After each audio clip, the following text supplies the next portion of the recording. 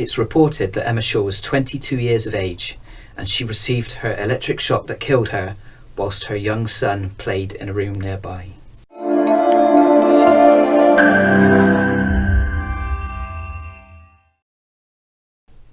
Hi, I'm Steve Palmer from JPS Electrical Services in South Bristol.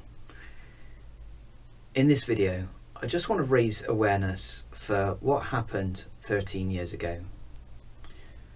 14th of December 2007, Emma Shaw was 22 years of age. She suffered a fatal electric shock that killed her, whilst her young son played nearby.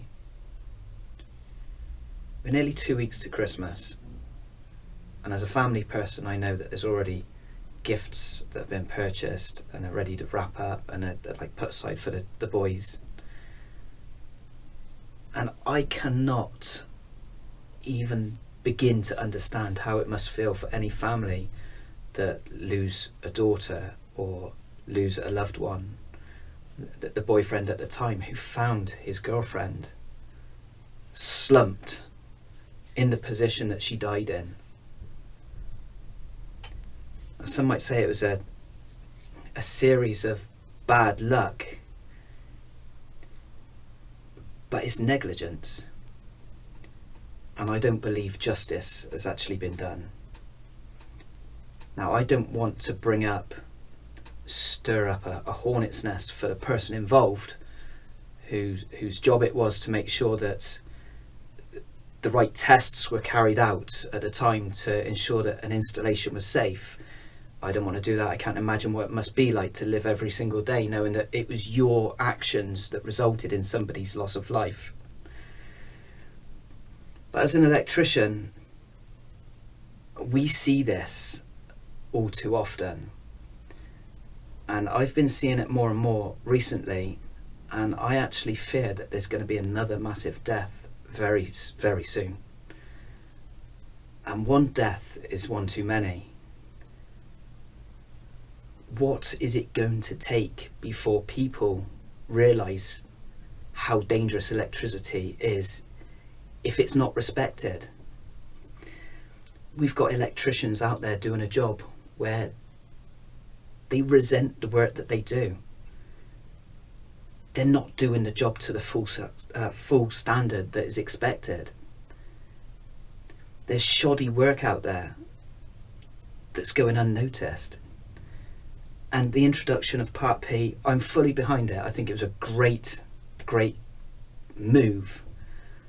But it's under-policed and it's flawed. Part P deals only with new installations, yet there are thousands and thousands of properties out there that haven't been inspected and tested since the day that they were installed. We're going back like 40, 50 years on some of these installations. And if I had £1 for every time I heard, oh, I live in the house that Jack built, I wouldn't need to be doing this job right now. The thing is, these properties are changing hands more and more frequently now.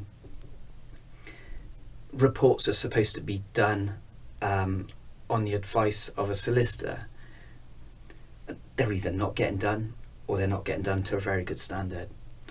New regulations have come into forcing landlords to make sure that their properties have been inspected and tested, and that will be every 5 years that they must have that done. I can tell you for a fact that these tests are not being carried out correctly. A test that should take no less than 4 hours is being conducted in 2.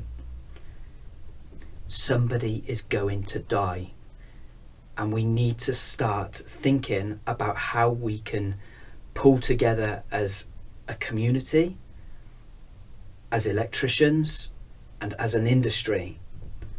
Everything needs to be centred around the protection of life. A standard that counts for something.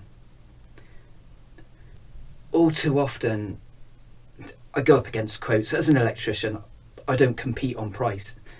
But there's people out there they're literally doing these tests for Mickey Mouse money, 50, 60, 70 quid. And they're doing it so that they can overinflate any charges for repairs. Now, it shouldn't be a money-making exercise. The electrical industry should be focusing very much like the motor industry does. The MOT is a legal requirement. Your car goes for a test annually. The MOT tester that does that test, he's working for the garage, but the time that he spends on your car, he's working for the ministry. There's nothing that the garage can do to influence that MOT tester to sway decisions in their best interest.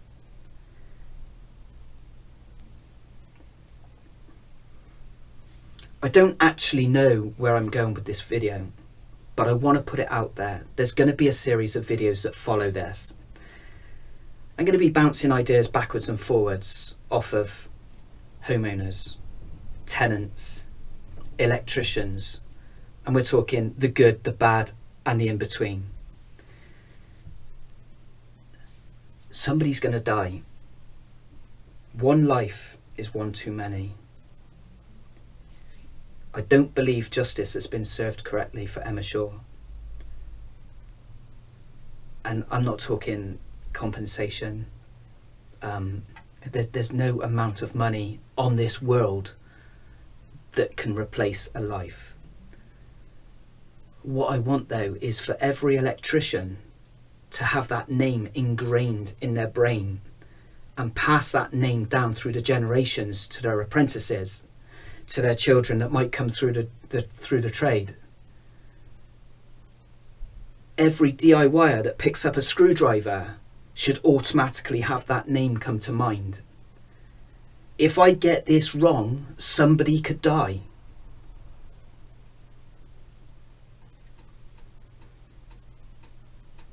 Like I said, there's going to be a series of videos. I'm going to be bouncing ideas backwards and forwards because I want this to be the start of a real movement to make big change in the electrical industry. And I'm not just talking the new builds. It's the existing builds where the problems lie.